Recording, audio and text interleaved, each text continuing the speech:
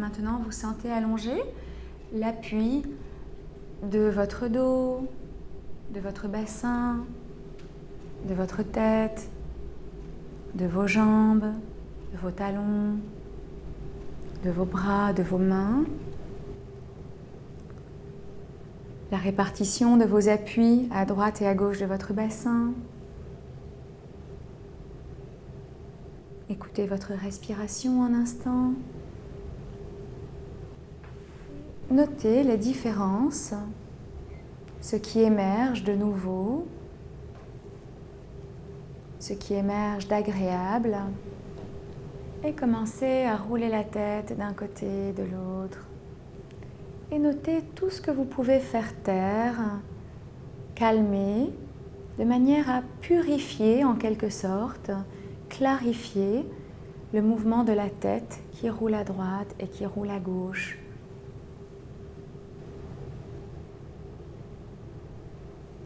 Observez l'appui de vos talons, l'appui de votre bassin, l'appui de votre milieu du dos, de votre haut du dos.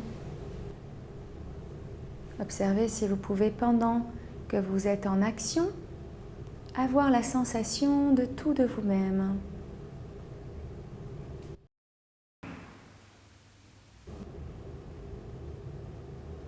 Mais vraiment sentez le démarrage de votre mouvement. Et au fur et à mesure de la répétition, vous pouvez clarifier le mouvement. Et quand vous avez suffisamment d'espace, eh bien vous commencez à glisser le pied. Essayez de jouer avec différentes combinaisons pour sentir laquelle fonctionne pour vous, laquelle va vous convenir ce matin. Donc ce qu'on apprend ici à faire également, c'est d'enlever les tensions qui sont parasites. Au départ, on ne se rend pas compte qu'on tient, mais au fur et à mesure qu'on améliore notre perception, la finesse de notre perception, on se dit « Tiens, pourquoi je tiens? Je peux relâcher, je n'ai pas besoin, je suis allongée. » Donc ça vient petit à petit. Écoutez votre respiration, les mouvements qu'elle génère dans l'abdomen, dans la cage thoracique.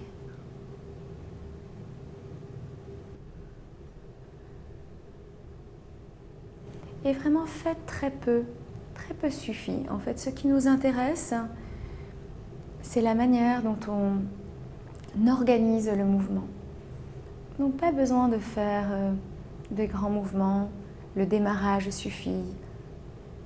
Plus on veut soulager, alléger, soulever une partie, plus on prend appui sur une autre. Qu'est-ce qu'on peut encore relâcher? Qu'est-ce qu'on peut encore adoucir, fluidifier?